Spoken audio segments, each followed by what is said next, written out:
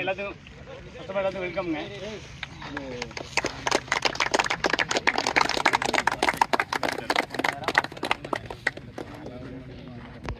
டெடிகேட்டாக இப்போ பார்த்தீங்கன்னா கரூரில் வந்து கிட்டத்தட்ட எனக்கு தெரிஞ்சு ஒரு 500 பிளேயர்ஸ் விளையாட ஆரம்பிச்சிட்டாங்க ஃபுட்பாலு. நிறைய டெடிகேட்டாக எல்லா டோர்னமெண்ட்டுமே நல்லா நடந்துகிட்ருக்கு.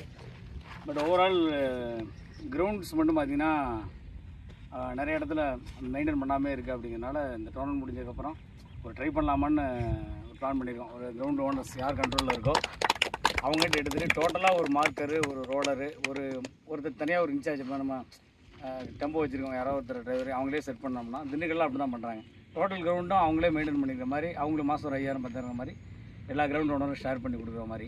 ஏன்னா இது நல்லாவே சம இம்ப்ரூவ்மெண்ட் ஆகிட்டு இருக்குங்க. மேட்சஸ் பொறுத்த வரைக்கும் எல்லா பிளேஸும் நல்லா இம்ப்ரூவ் ஆகிட்டு இருக்காங்க. இந்த கிரவுண்ட்லேயுமே நல்லா ஃபீல்டிங் பண்ணுறாங்க. அப்படின்னு இன்னும் கிரவுண்ட் நல்லா க்ளீனாக இருந்துச்சுன்னா நல்லாயிருக்கும்.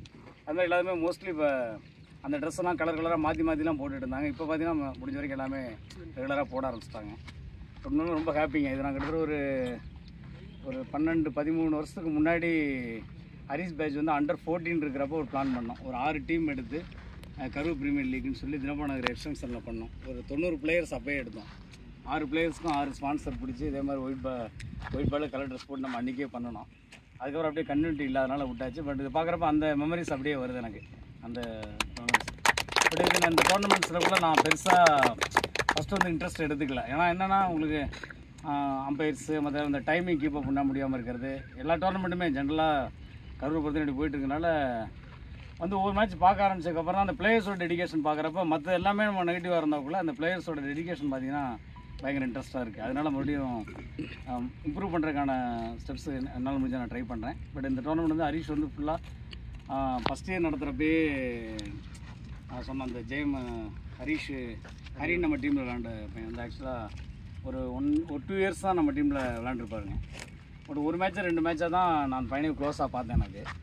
பட் அந்த ஜாப்புக்கு போகிறப்ப ஆக்சிடெண்ட் ஆகி இன்றைக்கி இறந்தனால அவனுக்கு பெருசாக வேறு எதுவுமே எங்களால் சாக்ரிஃபைஸாக பண்ண முடியல அந்த பையனுக்கு. அப்படிங்கிறதுனால அவனோட மெமரபுளாக நடந்துகிட்டு இருக்கோம். கண்டினியூஸாக இது 10-15 இயர்ஸ் 20 இயர்ஸ் இந்த டோர்னமெண்ட் நல்லா போகும். பட் நெக்ஸ்ட் இயர் டோர்னமெண்ட் வந்து கண்டிப்பாக இதோட இம்ப்ரூவ்மெண்ட்டாக ஒரு காம்பவுண்டோட கேட்டு காலேஜ் காம்பவுண்டு ஃபுல்லாக நடத்துறதுக்கான முயற்சி தான் எடுத்துக்கிட்டு இருக்கோம்.